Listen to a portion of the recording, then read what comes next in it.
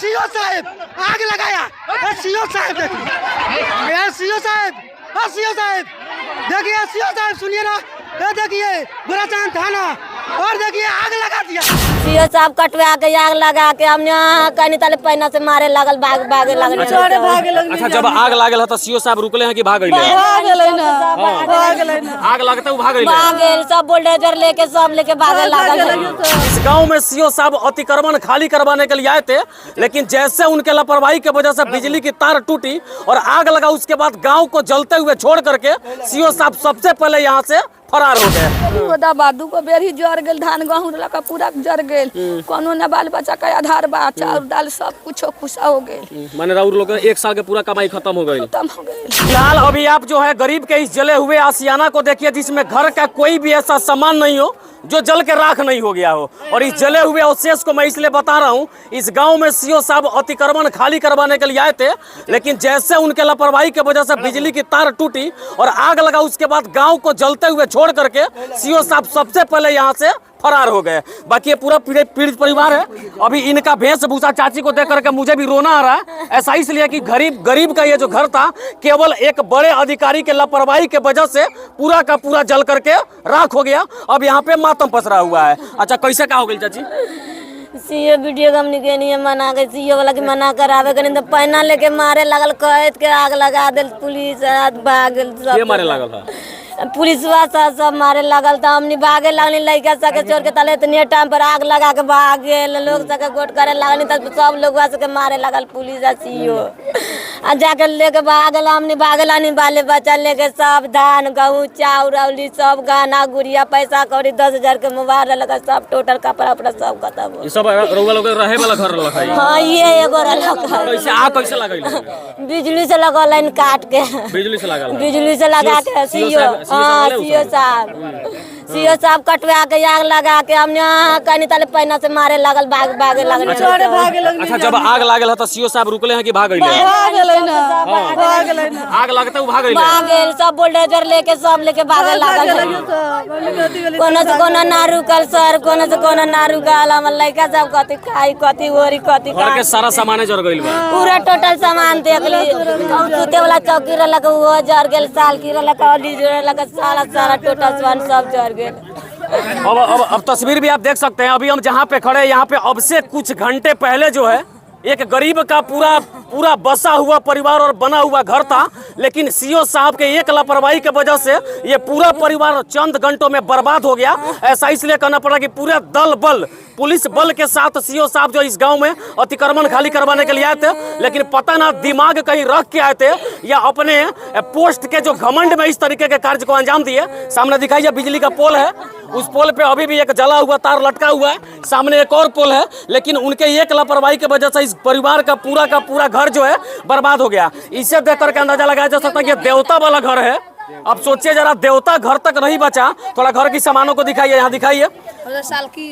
आग लगने के बाद जितनी भी सामानें टूटी हुई है, जितनी भी जली हुई है, जितना का भी अवशेष बचा हुआ है, उसका तस्वीर हम दिखा रहे हैं। यहाँ दिखाइए थोड़ा, ये चूल्हा है, ये बर्तन है, ये पूरा लकड़ी है, ये खंबा, ये कुदाल, ये तमाम चीजें इधर दिखाइए थोड़ा, इधर दिखाइए। यह टिफिन क्लियर है, जिसको भी आप साफ तौर पे देख ही सकते हैं। यहाँ पे दिखाइए, यहाँ पे साइकिल है, यानी तमाम घर रहने वाला घर था।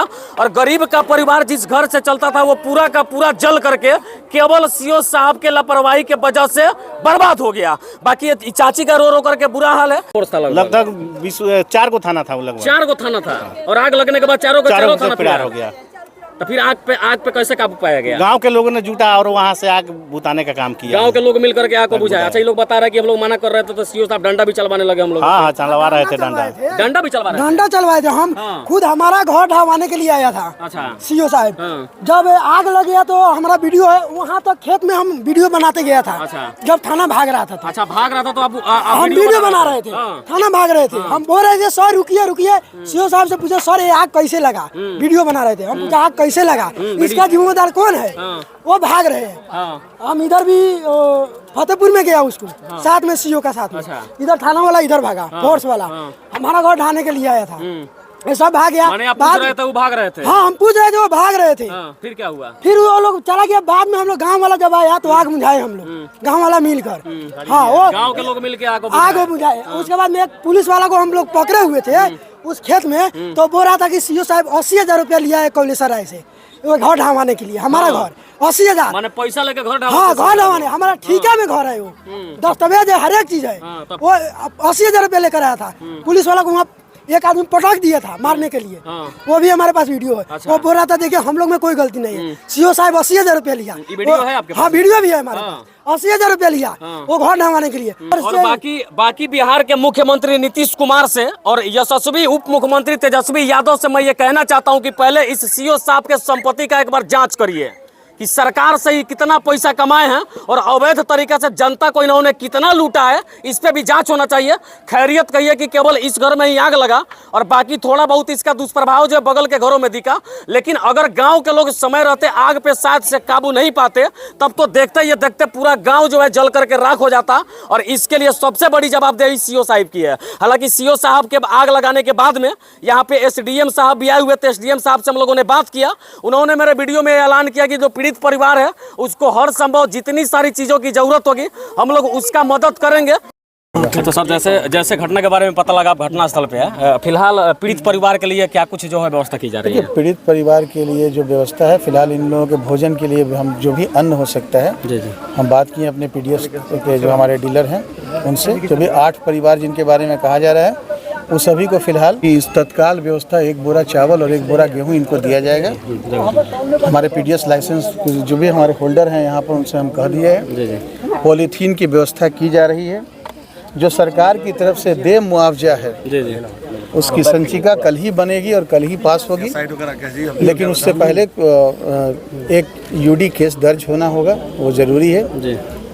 उसका बिना उसके मुआवजा की जो चीज़ है वो बढ़ नहीं सकता है। तभी सीओ साहब से मैंने बात किया है, उनके कर्मचारी आएंगे, वो सर्वे करेंगे, जो मुआवजा उसका आकलन करेंगे, उसके संदर्भ में फाइल आगे बढ़ेगी।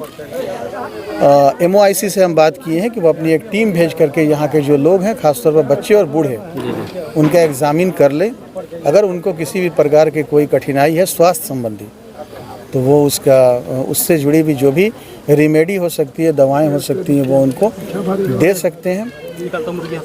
घटना के बारे में जैसे ही मुझे पता चला, चूँकि आज हमारे यहाँ नामांकन भी चल रहा है नगर परिषद ढाका के लिए और मैं रिटर्निंग ऑफिसर हूँ, तो मुझे जैसे ही इसकी सूचना मिली मैंने तत्काल अपनी 2 फायर ब्रिगेड की गाड़ी को, एक घोड़ासहन से और एक सिकराना से यहाँ भेजा फिर से, और इसके बाद हम खुद यहाँ, चूँकि हमारे ढाका से यहाँ भौगोलिक दूरी बहुत ज़्यादा है और थोड़ा सड़क की भी समस्या थी, तो मैंने इस चीज़ को ध्यान में रख के अपने BDO साहब से तुरंत बात किया और कहा कि आप जाइए और जाकर के पीड़ित परिवार को सांत्वना दीजिए। प्रशासन उनके साथ खड़ा है।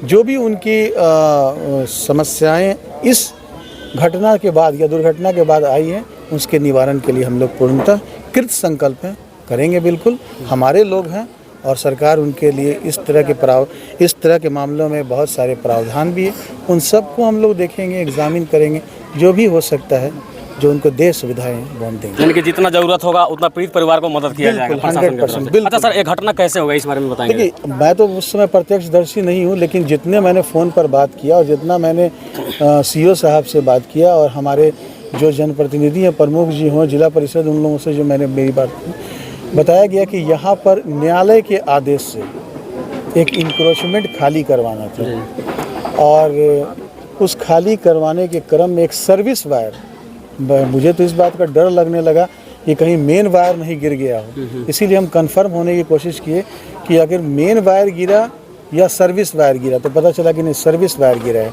तो सर्विस वायर संभवतः JCB से या किसी भी प्रकार से टूटकर यहाँ पर जो झोपड़ी थी, जो आवासीय झोपड़ी थी, जैसा कि मुझे बताया गया है कि इसमें लोग रहते थे और उनका परिवार रहता था, उस पर गिर गया और उससे आग लगी। थैंक्स गॉड कि कोई बहुत बड़ी आबादी को इसने कवर नहीं किया, अन्यथा जिस तरह के आजकल का माहौल है और मौसम है और जिस तरह से हवाएं चल रही हैं, हो सकता था एक बड़ी घटना घट सकती थी।